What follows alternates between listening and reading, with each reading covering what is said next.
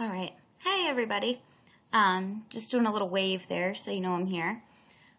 We are going to be discussing well, they call it an essay in your springboard book, but it's more really an op-ed piece called School's Out for Summer. So what we asked you to do was answer the 4 questions that followed the article. So we're going to talk about the answers to those questions, and in addition to that, we're going to review the structure of this piece, thinking about how the author formatted the piece itself in terms of organization, and also thinking about how the author, Anna Quindlen, formatted her argument in terms of her use of rhetoric, so ethos, pathos, logos. The first question that you were asked to look at asks, how does the author use the hook of the Ad Council's focus groups and slogan to set up her argument about hunger in America? So first things first, I have it set on our front page here because we need to identify where the hook is before we can even really answer that question. So we're thinking about the Ad Council's focus groups and slogan setting up her argument. So obviously we see here we have the Ad Council. We have the slogan that she's referencing is, "The sooner you believe it, the sooner we can end it."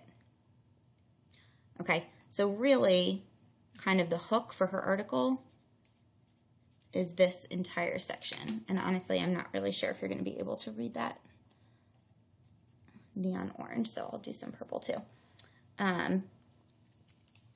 So how does this hook really serve to set up her argument? Well, number one, it's attention grabbing, right?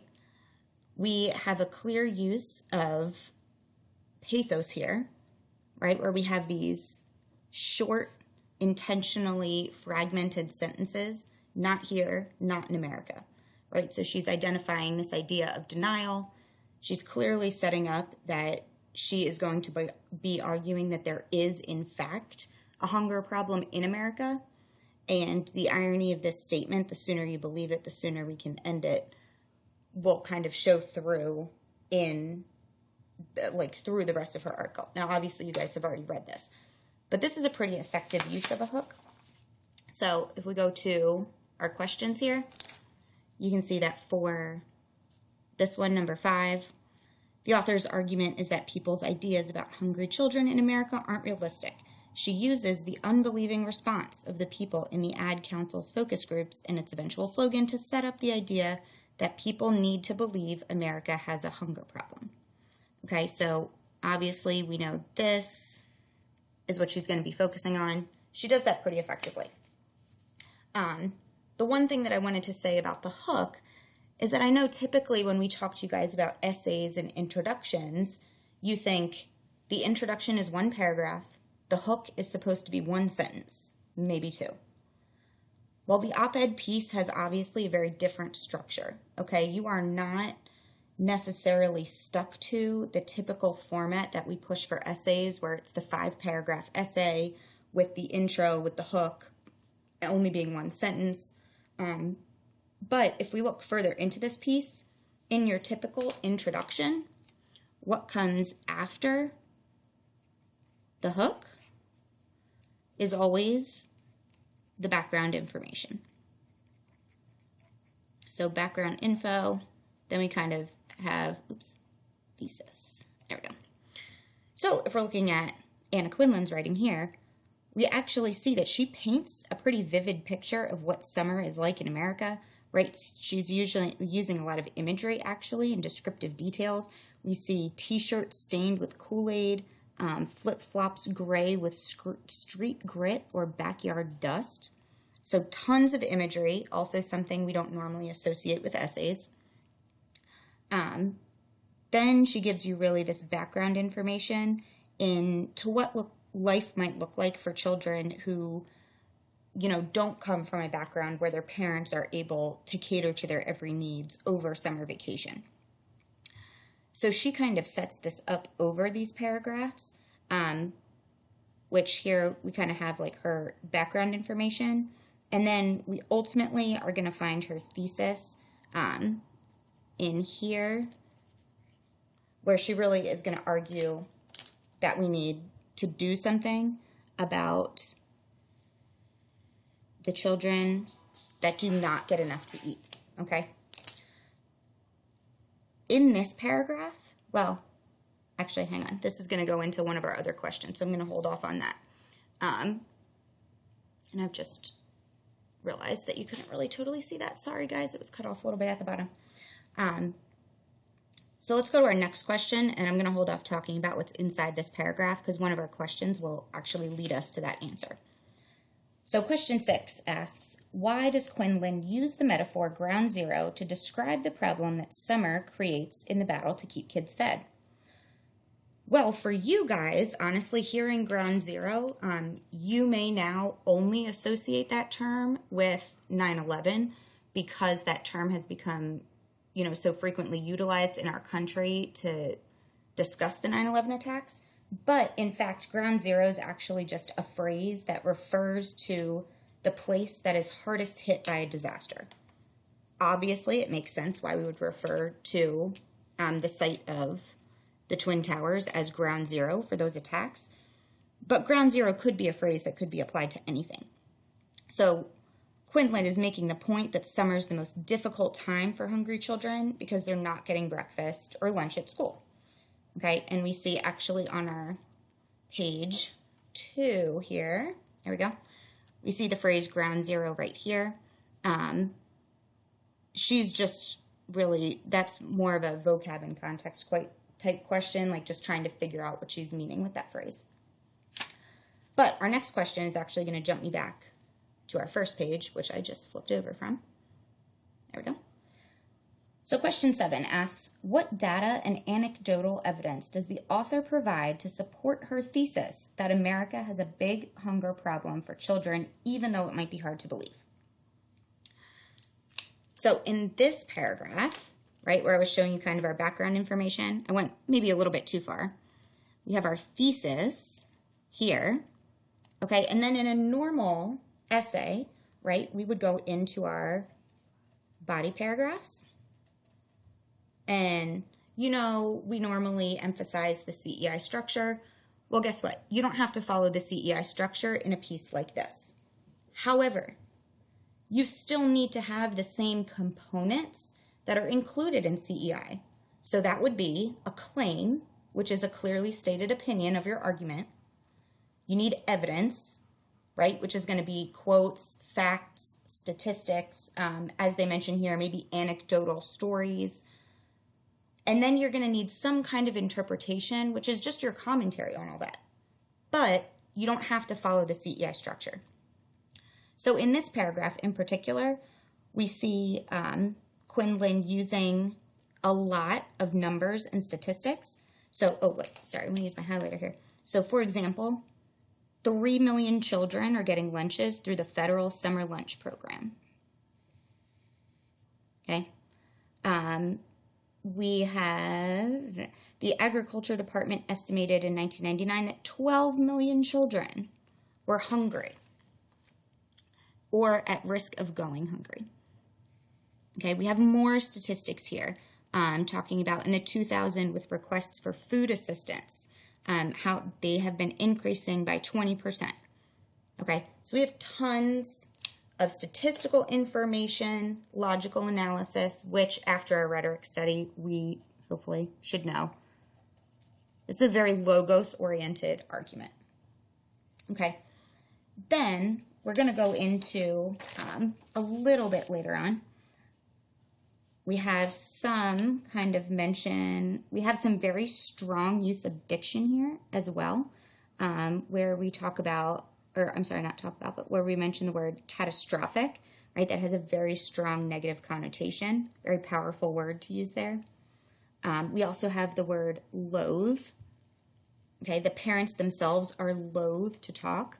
Of all the humiliations attached to being poor in a prosperous nation, not being able to feed your kids is at the top of the list.